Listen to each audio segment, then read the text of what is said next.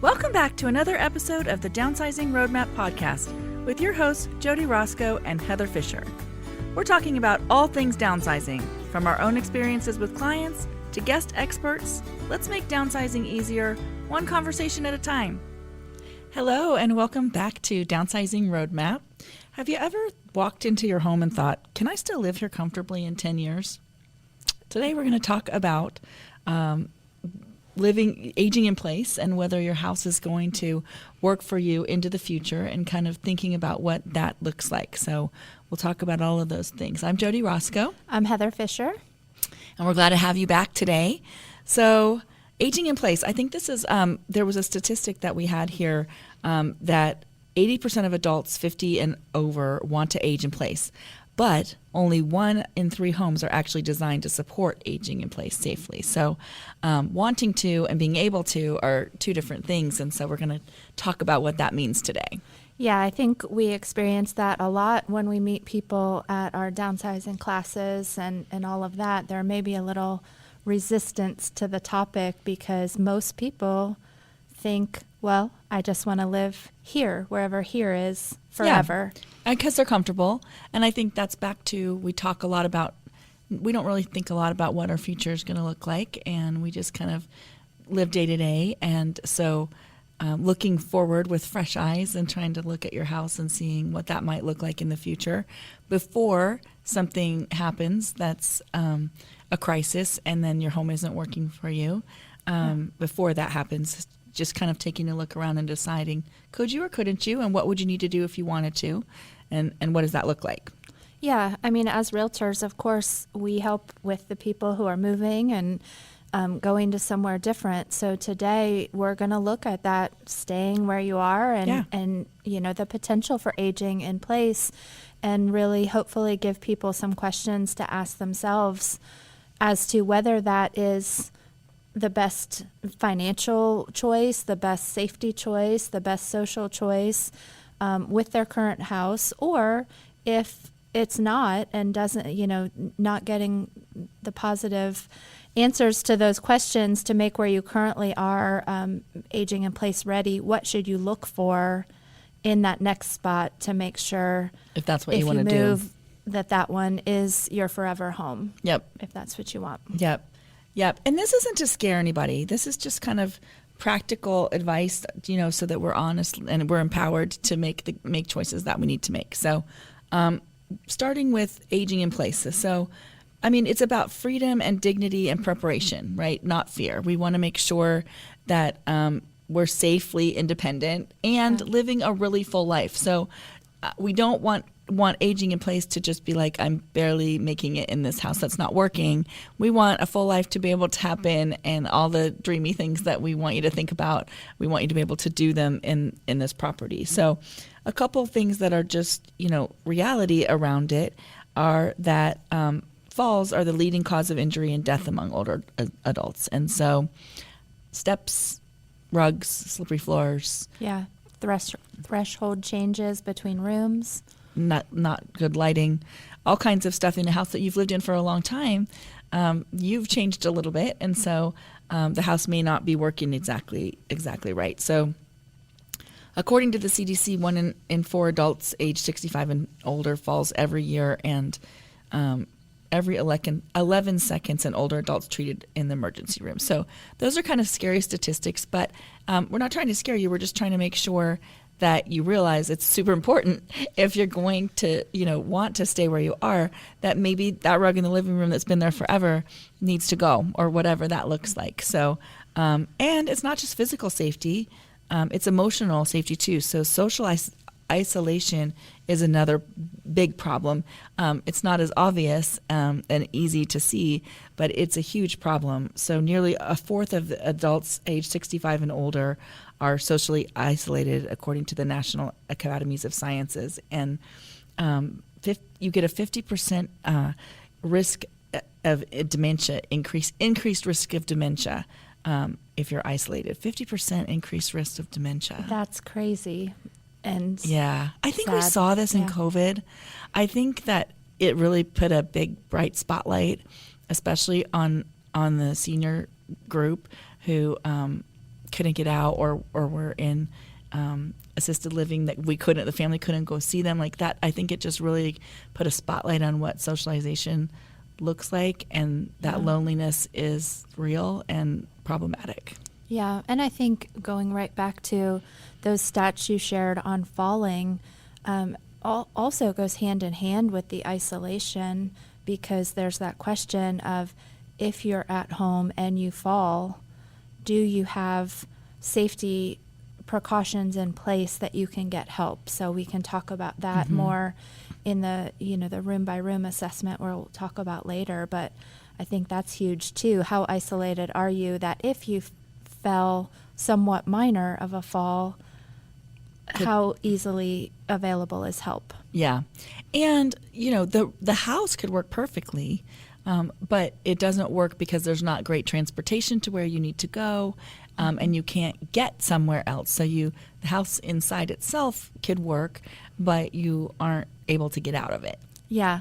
I think that we, as we age physically, we will all face different changes with our mobility, our memory, not even major diagnosed problems, but just a decline as we age on all of those things.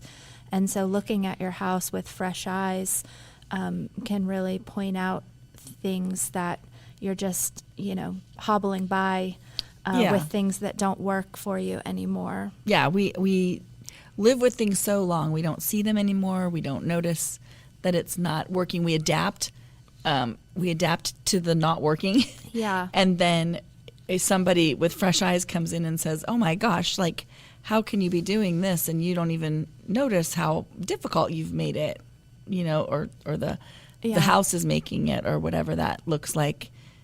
You and I have both had a situation where, parents can't get upstairs to, upstairs bedrooms.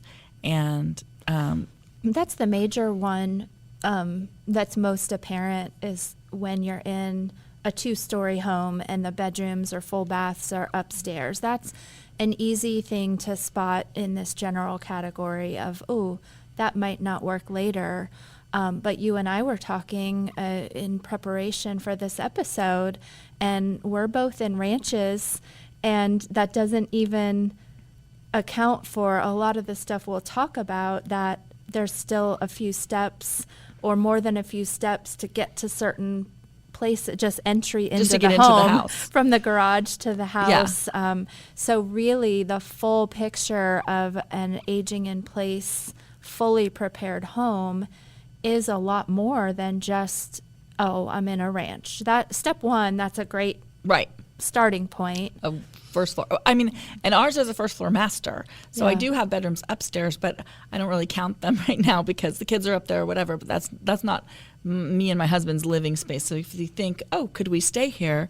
We're just in that main floor. But it definitely is. There's a couple steps up to the front. In the front, there's a few more steps actually from the garage up. Yeah. And so it never, honestly, it didn't really even occur to me, which is crazy. But until my mom was sick and she was in a wheelchair, and I had to try to get her into the house for Christmas. And I was like, oh, wait, neither one of these entries work. Yeah. Yeah. So we'll talk through some of that, but really making decisions for, will this serve me, all the way down the line? Are there things I could do to the current house to prepare for those possibilities, or is it just too much that it doesn't make financial sense to do, a whole path of getting it ready for aging in place? Right. So lots to talk about. Right. So community, connection, location, support. So this is a little bit deeper on social isolation. So is that, drive times to your medical care, your family, your groceries? Is isolation going to become a problem for you if you stop driving? Right. So we have a whole podcast on driving. So go listen to that one. Came out a couple weeks ago. Yeah. But if you stop driving, what's that network going to look like of who's going to help you get where you need to go? And can you create that network between your family and, some other options to still just live that full life and be able to get where you need to go. Do you feel safe and supported in your neighborhood? Yeah. Neighborhoods change over the years sometimes, and do you feel like you have good neighbors that that support you, or have they moved away now and you kind of Don't know the new are neighbors alone as there? well. Mhm. And yeah, I know in my parents' neighborhood, they've got several neighbors that kind of know the routine and like, wait, we haven't seen you, out walking for a few days. Everything okay? And just that whole network of Yeah, that's making nice. sure that the routines that they see, that there are people that know your routines, Yeah. so they notice when that routine changes and can check on you. That's Yeah. an amazing network to What have. that is an amazing network to have. Yeah. I think a lot of times people get isolated by just kind of starting to stay in and then lose that touch with their neighbors and all of that just kind of stops. So there also maybe, as you're thinking about it, other external help that you might need. So it might not just be you going places, but there may be some people that can come to you to help you with some of that stuff to stay in place. So maybe Yeah. that's cleaning or cooking or, those kind of things. Yeah, we know lots of resources. If you're looking at some in-home care options, there's, kind of two levels. There may be medical needs that you need some in-home care for, but there are non-medical companies that is their role is to not be there all the time. You're still sufficiently living in your home. But if you just need that extra support, that's a great filler for just maybe some of the more physical cleaning needs you need, or, helping with some meals, some, bathing and hygiene. There's a lot of things that you could add that support in for a few hours a week. And some of that could be driving to appointments or just some socialization. Like, I just want these two, several blocks of a couple hours each where someone is just here making sure I'm on Companion. track for the week. Yeah. And there are companies who look at your home and put in grab bars and put in, different ramps or whatever it is that you might need there. So there are companies that do that, and occupational therapists can come in, especially if you've had a fall or something has happened and now you're coming back to your house in a different, a little bit of a different state than you were before. Having them do an occupational therapist do a safety evaluation and, suggest modifications for you might be really, really helpful. Yeah. Yeah. I love this next one on the list, technology support. We're in such an era of things have changed so much, and at some point there weren't any options available to have technology help you. And then we all remember I've fallen and I can't get Right. up, the pendant and all of that. That is certainly a tool that could be used if someone is at home by themselves, or just maybe not able to help each other if something happened. But we just recently met, we were hearing about a new technology that could sense like movement. I don't know all the if you details, fell, but you wouldn't even have to push the button, it would know. it was not something you were even wearing. It just were like little pods, sensors that sat in several places around the house, so they could measure how heavy, like if a fall happened, the difference between that and a footstep, someone's fallen, and ask, I think it was voice, that it would ask if you were okay, and if it didn't get answers, it was sending help. Yeah. So technology advances can give you a lot of safety and security if you're alone, to help at many different levels of that. Even just ordering groceries to your door, I mean, that's also technology and, kind of the new things that are happening. And so you can get groceries, you can get meals, you can get a lot of support. And there are senior centers and places like that can pick you up. you know, Yeah. again, like how are you going to get out and go places and do things? So there is a lot of support if you look for it. So create that web of support for yourself. I think that's the message there is, you know, don't try to just go it on your own. See what's out there. Yeah. Call us if you have questions. We have a huge web of people that we know that can help. You can look downsizingroadmap.com and talk to us about that. But yeah, you can build a team around you so you aren't doing it by yourself. Yeah, and there's resources all along the spectrum. Of course, some technology or whatnot might have a higher cost, and then back to the services your community might offer, you know, meals, meal delivery, you know, hot meals somewhere else, the transportation aspect. I had no idea our local community until our friends at the rec center were telling us that they had a whole network of just scheduling. I want to go to the movie theater. I want to go to doctor's appointment, you know, whatever. And as long as they had that, and the cost, I believe, was fairly minimal. So amazing options out there if you just kind of try to plan ahead as to how you could make your life easier. Yeah. So what are some pros and cons? Some pros are, you know, it's comfortable. The house is comfortable and familiar, and You love it. you don't have to make changes. Yeah. You maintain your independent lifestyle. Hopefully, that's the goal there. So if you are living that in this space, then you can keep doing that.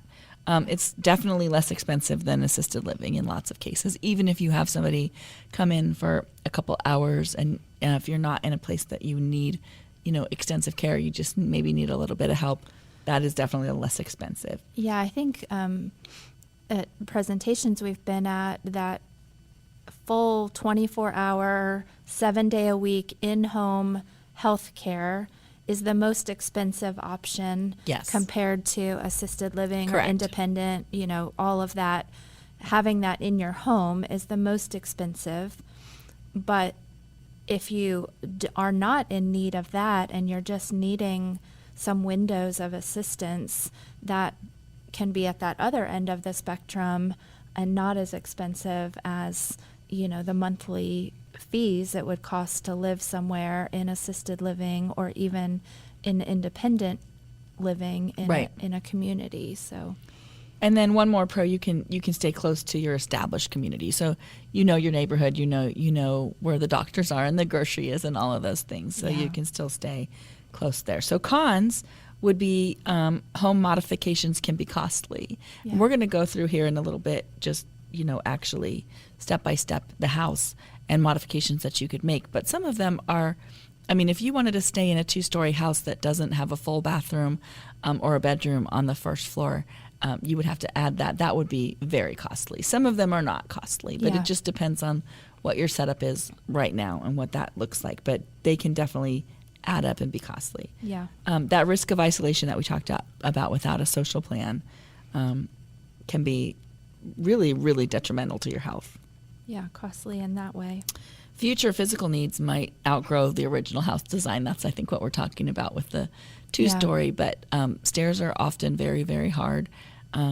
So I think it's back to what we always say, Jodi, that like you can go through with our 5-step downsizing plan, you can go through steps 1, 2, and 3, which this would be part of. This is a plan. Right. And then you don't have to execute on that plan right away. But if you've taken this look at your house with fresh eyes and you've kind of assessed how it's going to work for you 5 or 10 years down the road, or if some of the common scenarios happen, if you just look at it, how long is this home going to work for me? You have a better timeline for when do you need to be planning for a different, a different option. And planning that financially, planning that physically, planning, what are you going to do with your stuff in the meantime? You know how many years you have to clean out the basement, whatever that looks like. But yeah, planning all of it. Yeah. So, and the last one is that emergency responders might be a little bit slower than in assisted living. I mean, there are people right there to take care of you in assisted living. So it depends on what your health is looking like. Yeah, absolutely. Okay, let's go room by room. We'll just dive in and kind of walk you through each home area and just talk about bullets of things that might be of safety concerns, or things that you might have to address if you want to age in place. Yeah, and I think a good plan would be to, listen to this list and then start at your front door. We always, when we're touring a house to get ready to put it on the market for sale and we want to just get a feel of the house, we always start at the front door and take that natural plan Right. as to how you're moving through your house and just kind of think about all the things we're going to talk about and make a list of things that are already in place, what's totally missing, what might need an adaptation, and then go from there to look at where that tipping point is for this home working for you for quite a while, or, okay, I know I want to stay here, but that's not the best plan. Right. So entrances and exits, we were just sort of talking about this. Yeah. No steps. And that means not even one. Like, it literally goes from your concrete path outside to, the inside. Yeah. Not like 1 or 2 steps up, not from the garage, 1 or 2 steps up. Yeah. There may be a threshold there, which still could be problematic. Even a threshold, sometimes you might need a ramp. So, think about that. Are you going to need a walker? Are you going to need maybe, a wheelchair? So what could that, can any of that work? Yeah, and what's the space there? If you have some steps and you don't currently have a ramp, don't need to put a ramp in tomorrow if you don't need one, but do you even have the space clearance Like that in you the would garage? need? Yeah, Could you park the car still and put a ramp in? Yeah, some garages have more flexibility in space or the way they're laid out as to the placement of the door. Is that even a future possibility to one of the entrances to your home and getting there from the driveway?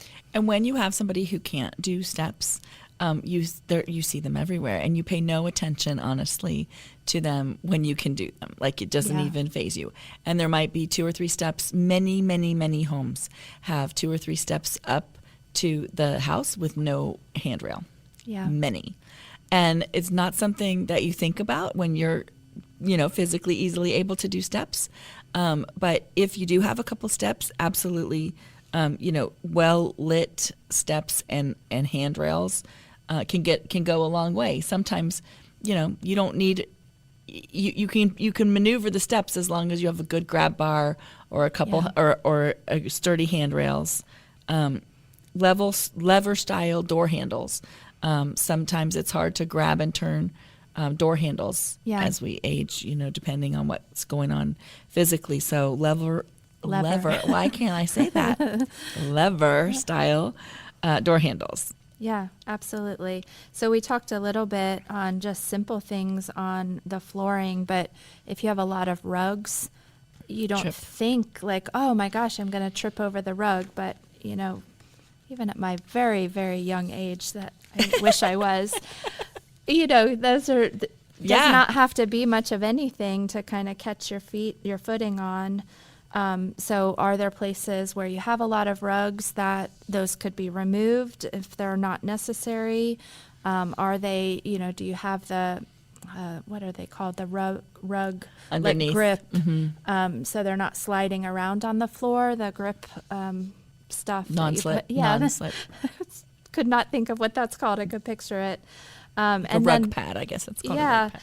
And the transition, if especially in older homes, where maybe you have carpet in one room and tile in another and laminate in another, and all of these transitions where they were changed at different times, and it's not a large open floor plan with one flooring throughout, every one of those transitions, you'll have that threshold. And is it non-existent? That would be amazing. Is it doable? Is it, oh wow, there's a big lump in the, they're switching heights a little bit, and that can cause those trips and falls. Yeah, and also how slippery is the floor. So we have a tile floor that when it gets wet in the kitchen, it is like ice, which is terrible. We inherited this floor, but it's very, very slippery if it's wet. Yeah. So, also, keeping in mind, sometimes you want to put a rug there because it's slippery. But, what surfaces are they, and how are they going to hold up to that? Yeah. And so maybe that is thinking about we're okay, or maybe it's thinking about a flooring change throughout the house to try to get it cohesive without those thresholds, or something less slippery. Be careful about cleaning products. I know, you spray the dusting stuff and it filters in the air, and you can, when we're away from carpet so much more, those wood floors get so slick by accident if you overspray a little bit, and lots of things to think about. Yeah, walk-in showers. So in the bathrooms, walk-in showers. So no step, no bathtub, no step into the shower. Grab bars near the toilet and the shower. Non-slip mats. Comfort height toilets. This can make a huge difference if you change out the toilet to a little bit of a taller one. Mm-hmm. I think all of ours were already like that in our house. And I went somewhere else and sat at one that wasn't. And I was like, I felt like I was sitting on the floor. In the kindergarten chairs or something, yeah. I didn't notice it anymore, but that can make a huge difference. Yeah, I would say from experience too, my dad was on a walker for a while, and is your bathroom, that's the primary use bathroom that's most accessible, is that easy to navigate coming in with a walker, opening the door, shutting opening the door, being able to maneuver? It just depends on the layout and the size of the bathroom, whether that's an easy task to maneuver. If you're using any kind of assistance, a walker, even, a cane would be the easiest. And of course, if you need a wheelchair, all of these rooms, are the doorways wide enough for the walker without having to turn sideways and scoot in sideways with it, or of course a wheelchair that can just be a total stopping point if the doorway is not. Well, and I think that's where we started to get into, is it going to cost too much? Yeah. If you're putting in all new flooring and you have to rebuild all the doors to 3 feet wider, and rebuild your shower and whatever. Yeah. So just start thinking as you're walking around, make a little list of what those things are, and maybe you don't need all those things, and maybe you just need a couple of them, but it can get to the point where that's not worth it to do that. And just a side note, if we're talking about real estate, it feels like, well, if I do all of this, then somebody is going to be so excited to buy this house with all of these modifications. And we don't really see that as often. We don't see the return on investment of those modifications showing up when we sell the property. So things return differently in houses if you redo the kitchen or whatever, versus doing some of these things. These things are for you to stay and be comfortable and safe. And so I would think about them this way, but I don't think about them as, if you ask me as a realtor, am I going to get my money back from doing that? The answer is probably no. Well, we've had homes to sell that have had these things, and if there's the chairlift going from the first floor to the second floor, the next buyer, it would be so specific to find that next buyer that wants that house with that for that. Mm-hmm. So those have had to be removed. I've come across that multiple times in my career. And we've had the grab bars in places that were really helpful to the person living there prior, but it is likely not something that the next buyer is at that same phase in life that wants those and looks at that as, oh, this is a great update. Yeah. They want it. It's more, oh, those need to be removed for now. Yes. So also lighting. Lighting needs to be bright so that you can really see everything. So kitchen, keep all of the frequently used items at your waist height. I would love it if they weren't all over the counter because I think that causes stress when there's lots of things to look at all over the counter. So, but at the best, as best you can, keep them so you're not bending all the way down, where you have to get everything from a high place that you have to Yeah. either get a little ladder or you're bending, all the way down to try to get things. So pull out shelves and drawers would help with that, just to kind of make that a little bit easier to get into the Not cabinets. have to dig to the back Yeah. at weird angles. Yeah. For Good sure. overhead task lighting so you can see what's going on, and lever style faucets. Again, sometimes it's hard to grasp things, and like twist, doorknobs yeah. and faucets. So Yeah. Good tips. bedroom, you want that all on the first floor. Bed at an accessible height, meaning maybe my son has kind of like a bed frame that's closer to the floor. Yeah. That may not be the Well, right one. And some beds are very high. These Yeah. triple foam, Yes, Maddie's quadruple, bed whatever. is really high. So whatever that looks like. I almost for- have to hoist myself up on it. Yeah, and that becomes very hard later on to do that. So whatever that just regular mid height that you can easily get up and down from, maybe it's just a new mattress that's not so tall, or a new bed frame that lifts things up a little taller if it was a low bed frame. But such a simple task every day repeated Yeah. can be very difficult. More than once getting in and out of bed during the day, at night if you have to. Yeah.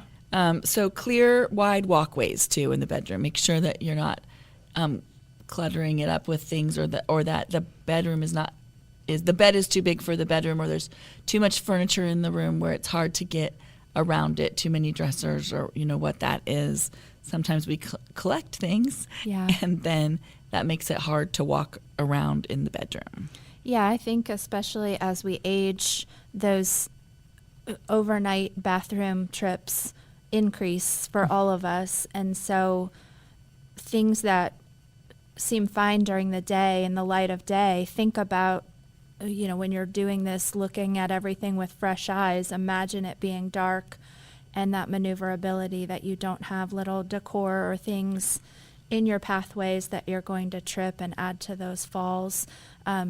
There are like motion sensor night lights. Yeah. You can put, right inside the bathroom, or, up somewhere in your room, maybe too, where it won't catch you until you're up out of bed.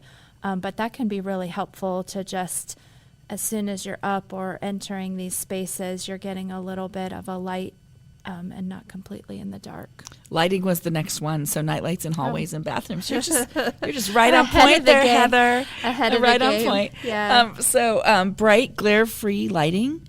Nothing that's kind of hitting you on the eyes and blinding you. Yeah. And then rocker style or motion sensor switches. So I have these in my house in a lot of places. In my storage area, in our laundry room, in our garage if we go out to the garage, but they're just a motion sensor. So as soon as it sees it, it automatically turns on the light, which is fantastic. Yeah. And then it automatically turns it off too. And these were brilliant when my kids were little, in their playroom that was downstairs, that we just had that so that they never left the light on Yeah. overnight and whatnot. So just in areas where you want it to come on and then automatically go off, the motion sensor switches are great. Yeah. Safety. So we had talked about technology a little bit before, but this is kind of safety technology. So smoke detectors and carbon monoxide detectors, Yeah.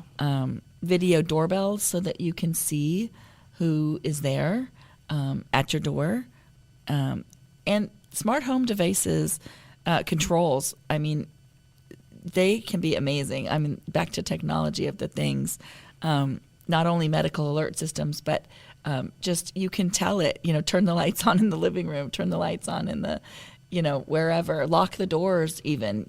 We have, our basement has a automatic door lock on it. So there's so much technology around safety that you can just talk to. Yeah. And I think that technology can also be overwhelming. And so if you're not as comfortable with it, and a family member or a company or somebody is helping you put some of these technology things in place, you can never go wrong with just simple instructions, posted on the wall beside something that you might need to control, or right handy with the remote to something. If you're unsure of the technology and someone's just explaining it to you once and then they're leaving, make sure that you're practicing using it, getting it to where, then you have the security of, oh, I have this in case anything happens, and then something happens and you can't remember how to activate it. Yeah. So make sure that alongside the technology, if it's, a little bit above your normal comfort zone with using that type of thing, make sure you have clear instructions, have someone laminate them and put them on the refrigerator somewhere where you can access them if you need to know quickly how to use that resource. Yeah, it's only awesome if it's useful. Right. If it's just confusing, that's not awesome. Yeah. So. If it's things that need charging, make sure they're charged, all of that. It has to be used and know how to use it. It won't do you any good in a box. Like, somebody bought this for me and I didn't take my, Alexa out of the box or whatever. It's not set up yet. So. Right. So just last thoughts are, financially, what are the trade-offs, right? So you've looked at the house, you've walked around, you've made a list, you've used your fresh eyes and kind of thought about 5 years from now, 10 years from now, what if I wanted to stay here, what would that look like? And you want to, hope for the best and plan for the worst, right? We're all assuming it's all going to be good, and we hope it is. But if it isn't, how are we going to handle that? And are we going to be ready for that? So the costs, have they added up now between ramps and bathrooms and chairlifts? Have they added up to more than you want to spend? So moving is a better option. Ongoing maintenance costs, things to think about there. Lawns, maybe you need cleaning, maybe you need snow removal, maybe the roof is going to need replaced in a few years, or the furnace or things like that. Is it time to just move on from the place because of that? Or nope, this is where we're going to stay. So just things to think about. If you downsize, could you free up some retirement income that might simplify your life? Could you free up some income from your house to fund whatever that next thing looks like? So just thoughts about the bigger picture. Yeah, it's back to that creep that we've talked about before, that by doing this assessment and looking long term, that, what's my tipping point where I've invested enough in this house that it's no longer working. Do that now to kind of do that math problem and that emotional and mental decision making on when is too much change for this house no longer worth that? Because if not, you can have each new hurdle come up and you're like, okay, well, we'll do that and we'll do that. And before you know it, you've already crossed that tipping point and you still might not have done all everything. The things that needs to be done. Yeah, and so you're still in a crisis, but you've already invested a lot that could have been switched to something else. So if that's ever anything that you need a strategy around, what that looks like with your house specifically, and what that plan, which is the smarter plan, and what's the timeline for that. Certainly we're here as realtors and can help with that. And we have a network of people all over the country, no matter where you are, to kind of look through that assessment with you on, this is probably going to serve you for the next 10 or 15 years and you're in a great place, or wow, there's some big problems potentially coming if any of these simple things that happen to all of us start happening. Yep. So if you're thinking about this, reach out to us. We're happy to talk to you. If you're not in our area, we have some great people who can talk to you where you are. So reach out to us either way, and we'll find you the right person. Yeah, awesome. Good conversation today, Jodi, Yep. and thanks for listening. We'll be back next week with another episode. See you next time. Thanks for joining us on the Downsizing Roadmap podcast. If you found this episode helpful, be sure to subscribe, leave us a review, and share it with someone who might need a little downsizing inspiration. Have questions or ideas for future episodes? Visit us on our website, www.downsizingroadmap.com. Until next time, let's keep simplifying and moving forward.